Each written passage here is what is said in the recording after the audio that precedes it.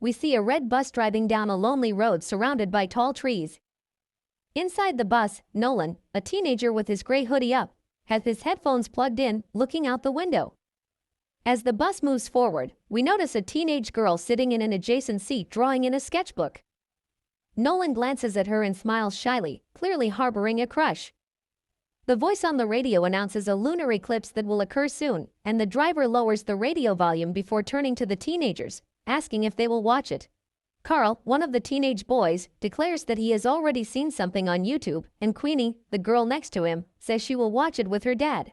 The two begin to argue for a moment before calming down. After a minute of silence, Reggie, a teenager with a nose piercing, annoyed, the voice on the radio continues to speak about the lunar eclipse and how it will. The bus keeps driving and soon enters a dark road, with tall trees blocking the sunlight. In the middle of the road, there is a fallen tree, but instead of turning back, Joe puts the bus in reverse and turns onto a smaller path, a hidden shortcut among the trees. The bus continues down the path and soon emerges onto an open but desolate road, with no trees in life, and a thick fog hanging above. The teenagers look out the window, scared, as the fog obscures their view. As the bus slowly advances, they reach a small road with denser trees than before and are forced to stop again due to a dead deer in the middle of the road. Joe gets off the bus, warning the passengers to stay inside, and begins dragging the animal out of their way. The friends consider helping him before deciding it's not worth it. Joe drags the animal to the trees beside the road and stands up to wipe his palms before something makes him stop. The teenagers tease each other and joke on the bus while they wait for Joe to return. The laughter stops abruptly and all the teenagers have the same terrified and confused expression as they see a worn-looking man enter right after the driver. He greets them threateningly, with the gun in his hand still pointed at Joe's temple, and orders everyone to sit down. Joe urges, ordering him to just sit and drive without saying anything, directing the order at the teenagers as well, and they all sit quietly, except for Reggie, who stubbornly maintains. The armed man turns back to Joe in the driver's seat and orders him to drive while the doors close. Karl suddenly remembers something while watching the maniac in front. The scene shifts to a few days earlier when Karl was having lunch with his dad, Chris. He was telling the older man a story about how he helped save a girl from bullies at school, and we can see that his dad does not quite believe the story but allows him to tell it anyway. The story becomes more intense and absurd, but his dad maintains a false expression of surprise and admiration. When he tries to describe how he defeated the bullies, he accidentally spills ketchup on his dad's tablet. As Chris cleans up the mess, we see a news article displayed on the screen with the face of a convicted criminal standing out. Karl asks his dad about it, and Chris tells him about the serial killer who just escaped from prison. He explains that they are doing everything they can to find him because he is a lunatic who eats tongues and seems to have an obsession with teenagers. And he could handle the runaway criminal just like he did with the bullies at school. Back in the present, Karl's eyes widen as he recognizes the armed man as the escaped criminal. The day turns to dusk and the bus continues driving. Pedro orders everyone to throw their phones out of the window so that they can't call for help. They quickly comply, except for Reggie, who stares him down from his seat at the back. From the driver's seat, assuring him that the gun is real. After letting a slew of curse words escape his mouth, Reggie finally concedes and hands over his phone to Pedro, who snatches it and complains about the teenagers being zombies. He demands they sit down and enjoy the ride while Joe continues driving. Joe keeps driving the bus as it gets darker around him. Outside, there are signs indicating that they are driving into an abandoned military zone. Nolan and Bess Pedro's hand again, and this time it's Bessie's turn to shake her head in denial. At that exact moment, Pedro looks back, and the two quickly sit up straight. Pointing the gun at him, Pedro asks Nolan his name, to which the teenager reluctantly responds. Pedro comments that his name sounds like something from a comic book and then makes a statement about liking comics when he was a kid, but not in a very friendly way. He recounts that the first thing he stole was a pack of cigarettes and comic books, showing how obsessed he was. The bus remains quiet after that, and they slowly continue driving until they reach a tunnel with bright lights, where they soon enter. Then the engine fails and the bus inexplicably breaks down. Joe curses loudly and Pedro stands up, demanding to know what happened. As Joe tries to explain, the barrel is pressed against his head again, and his captor orders him to fix it. The Shinny, who is sitting just behind him. The girl squirms and begs not to be hurt, but Pedro presses against her temple and orders Joe to fix the engine if he wants to save her. Joe pleads with him to remain calm, but Pedro just shouts for him to get out of the bus and fix the engine. He warns Joe not to try anything funny and extends the warning to the teenagers behind him before shoving Queenie out of. With Pedro and Queenie on his tail, Joe opens a compartment under the bus and begins looking with a flashlight. The rest of the teenagers watch from inside the bus and Karl begins to panic. He tells his friends that Pedro is definitely going to kill them, and Bess says that to prevent this, they need to disarm their captor. Terrified, Karl shakes his head disapprovingly and says it would be too dangerous to disarm him now, and Reggie agrees. Joe doesn't seem to figure out what the problem is with the bus and judges that it's an engine issue, something he can't fix. Suddenly, the lights go out and the entire tunnel is dark, with the only visible lights coming from inside the bus. Pedro points the gun at Joe, uncertain, while everyone is terrified by the sudden power outage. While they all glance around, a strange noise can be heard coming from the darkness ahead, and they all stop to listen closely. Joe points the flashlight into the darkness, but they can't make out anything. He leans forward and Pedro prods him in the back with the gun, before telling him to check what's hiding up ahead. Cowardly, he offers to stay with the teenagers and makes Joe walk into the darkness, armed only with a flashlight for aid. Joe slowly advances into the darkest part of the tunnel, from where the noise came. Pedro shoves Queenie back into the bus and everyone watches Joe through the glass. Joe continues into the darkness and soon a low growl is heard as a huge hooded figure rises. The teenagers behind him begin to panic and scream, while Joe's eyes widen similarly, whimpering. He starts to shake in fear before letting out a scream as the creature grabs him by the chest. The passengers begin to scream and panic even more and Pedro yells, trying to keep everyone quiet.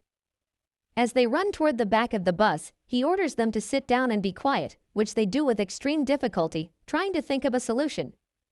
He reaches for the steering wheel and realizes the key isn't in the ignition. Irritated, he lets out a series of curse words before rushing at Karl, gun at him and makes him freeze. Bess slowly and carefully advances toward Joe, while the others in the bus hold their breath. When she reaches what's left of Joe, she crouches trembling to put her hand in his pocket to get the key. She looks at his face and starts to cry, but then a more distant sound in the darkness distracts her, so she grabs the flashlight and turns it on. A sudden movement startles her, and she rushes back into the bus. Pedro takes her key and orders Reggie to start the engine, while Nolan asks about Joe, and with a negative shake of her head, she says he's no longer alive. Reggie tries to start the bus, but the engine won't. The roles reversed, Pedro steps back for a moment while Reggie points the gun at him, but in an attempt to provoke him, Pedro starts calling Reggie names and tells the boy that he won't pull the trigger because he lacks courage. Something hits the bus and the teenagers get distracted for a moment, allowing Pedro to regain the gun, but this time he points it upwards while the teenagers begin to whimper and become afraid. Pedro jumps out of the bus and starts yelling for the creature to come out of the darkness. Soon his plea is answered, and upon seeing the monster, he freezes in disbelief and smiles shyly. A loud crash from outside surprises the friend, and they cluster in the aisle as they hear the sounds. Gunshots echo, causing the girls to scream and the boys to curse. All panic ensues, and Reggie worsens things by turning to Karl and insulting him. Nolan the window, and upon seeing the creature holding Pedro's dead body in its hand, they begin to scream and huddle down between the seats. The creature growls and grunts, and the friends realize that the monster's hands have enormous claws that are embedded in the head of the miserable man. After it seems to fall out of reach, they try to figure out how to stay alive, and Reggie, annoyed, goes to sit in his usual seat at the back of the bus. The radio turns on, but they can't understand what the other person is saying, and while they try to listen, Reggie has a vertigo attack at the back of the bus. He stands up and turns to the back window, pressing his hands and face against it hypnotically before falling back into his seat.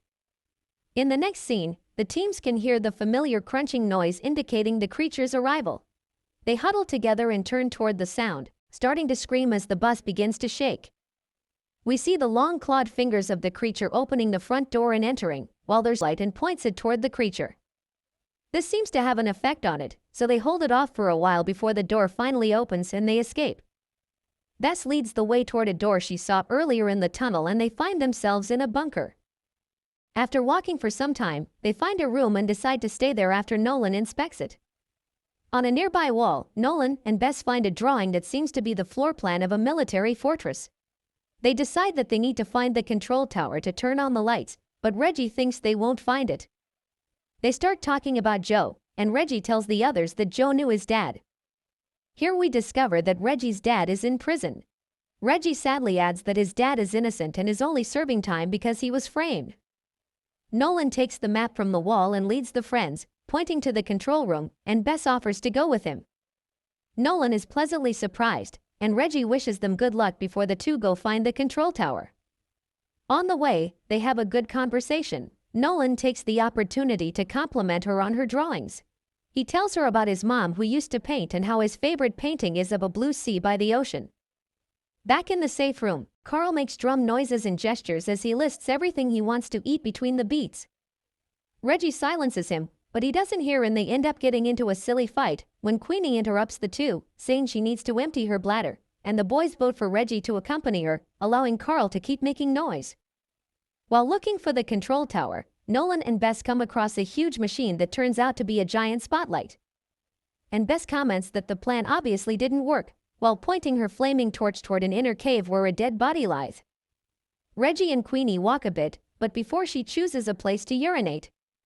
Queenie tells Reggie to turn around and move away from her before she squats down to do what she needs. While busy, Reggie tells her that she looks cute when she's angry, and that he plans to make her angry more often, expecting a response, but getting none. Reggie calls for her, unsure if he should turn around. He eventually decides yes and realizes that she has disappeared. Scared, he races back to the safe room to call for Karl. On the other hand, Nolan and Bess continue looking around, and eventually, Bess calls for her friend with good news. They found the main panel. Reggie and Karl keep running and yelling for Queenie, and Reggie repeatedly blames her. They eventually find her in a dark hallway, screaming underneath the creature that seems to be feeding on her. Reggie, bravely, runs to her and tries to scare the monster with the lit torch in his hand, enough for Karl to get Queenie to safety. The creature knocks the flashlight from Reggie's hand into a puddle on the ground, extinguishing the fire. Safer place, and when they catch their breath, she remembers Reggie. They go back for their friend, and Karl calls for Reggie, who is in trouble, with the creature above him, and something is dripping from the monster's mouth onto Reggie's chin, and it appears to be blood. Fortunately, before the worst happens, Bess and Nolan finally manage to move the large switch, turning on all the lights of the dark hallways. The creature screams and pulls away from the boy, disappearing from sight. Karl smiles with relief as he realizes that his friends found the generator in time.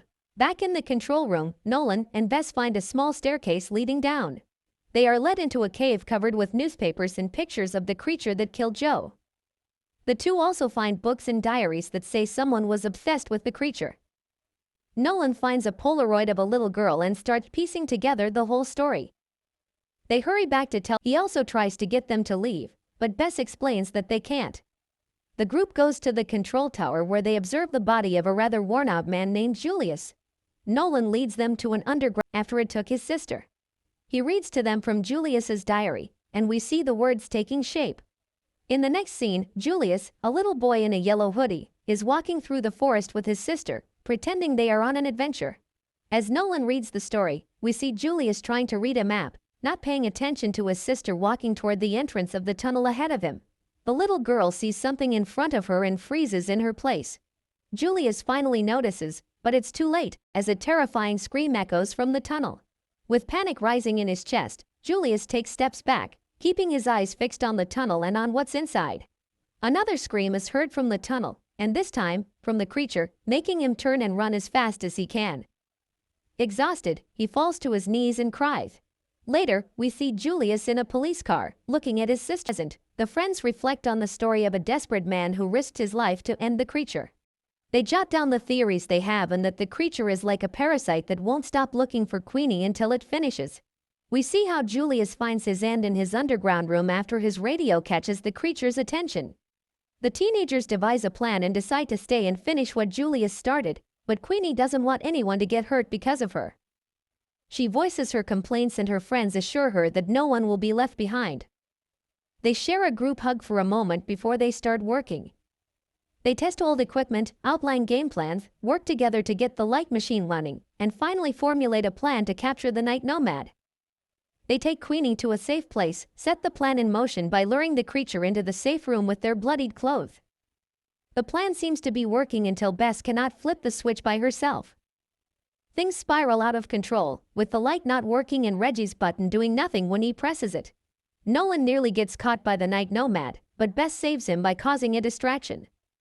The creature goes after him instead and almost finds her hiding with Queenie behind a door, but a distant crash distracts it. They lure the creature into a room with Queenie's bloodied clothes in front of a light source. Time for the girls to run.